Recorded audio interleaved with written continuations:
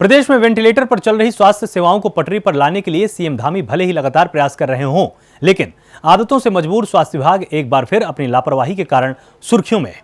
देखें कैसे स्वास्थ्य विभाग में करोड़ों की कोरोना दवाइयां सड़ रही हैं, बर्बाद हो रही हैं। कोरोना से लड़ने वाली दवाइयों को कैसे नष्ट किया जा रहा है, इस रिपोर्ट के जरिए आप भी समझिए।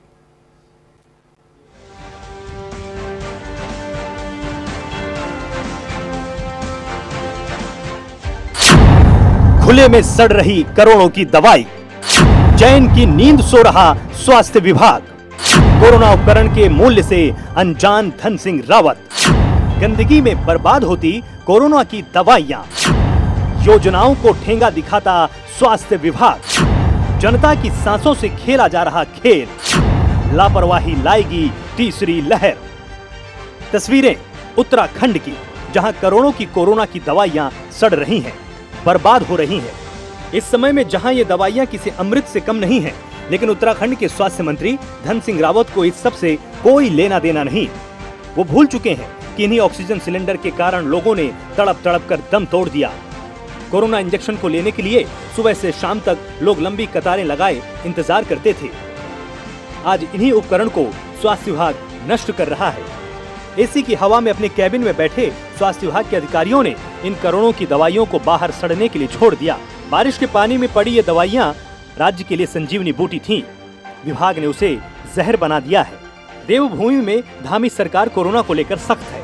उत्तराखंड को कोरोना से कोसों दूर रखने में दिन रात एक कर रही है, लेकिन कुछ विभाग उनकी मेहनत पर पानी फेरते हुए नजर आते हैं। आलम ये कि स्वास्थ्य विभाग की काली करतूत देख कांग्रेस भी आग बबूला हो गई और इस संवेदनशील मुद्दे पर आवाज उठाई। सत्ता पक्ष और स्वास्थ्य विभाग से पहले कांग्रेस नेत्री गरिमा दसोनी मौके पर पहुंची और इस पूरे मामले पर सरकार को आड़े हाथों लिया। साथियों, जैसा कि आपको विदित ही है कि कल हम यहाँ पर आए थे और हमने यहाँ राज्य भंडारण गृह चंदन नगर से बहुत बड़ा खुलासा किया था कि करोड़ों की लागत के स्वास्थ्य से जुड़े हुए उपकरण, दवाई, injection, ventilators, concentrators, oxygen cylinders और 2 लाख प्रति फ्रिज की लागत से 150 फ्रिज यहाँ पर खुले आसमान के नीचे बरसात के मौसम में सड़ रहे हैं, शायद महीनों से सड़ रहे हैं। तो इसके असली हकदार हैं जो जरूरतमंद हैं वहां तक पहुंचे। तीसरी लहर से हमें जंग लड़नी है साथियों। अगर ये फ्रिज, अगर ये दवाइयां, इंजेक्शन समय पर नहीं पहुंचे जिलों में, तो फिर कहीं ना कहीं भयानक मंजर हमें देखने को मिलेगा। लेकिन स्वास्थ्य मंत्री धन सिंह रावत ने उल्टा विपक्ष पर राजनीति करने का आरोप मढ़ा है। इस विपदा और आपदा के समय में विपक्षी पार्टियों को इतना ध्यान रखना चाहिए कि हमको इस समय लड़ाई कोरोना से लड़नी है, न कि जो है गलत बयानबाजी से।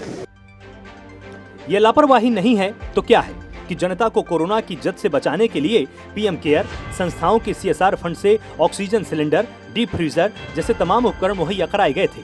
लेकिन स्वास्थ्य विभाग की बेशर्मी तो देखिए, इनको इनका मूल्य समझ में नहीं आता। इसे लापरवाही नहीं, जनता की सांसों के साथ एक गंदा खेल बोलना चाहिए। कैमरों में अपनी नाकामी कैद होते देख विभाग में हड़कंप मच गया। इसके साथ ही स्वास्थ्य मंत्री धन सिंह रावत ने एक्शन लिया और 2 अधिकारियों को रिपोर्ट देने के लिए तैनात किया।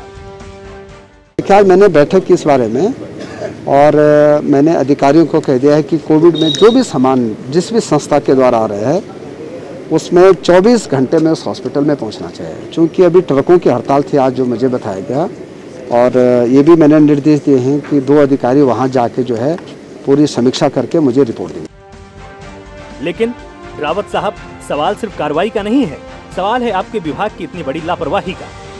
आपको शायद इन दवाइयों की कीमत ना पता हो, लेकिन देश की जनता है कि उन्होंने इन दवाइयों के ना होने के कारण अपने परिवार को हमेशा हमेशा के लिए खो दिया।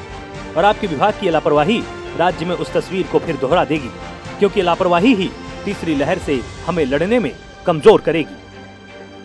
पवन दीक्षित, देहरादून, प्राइम न्यूज।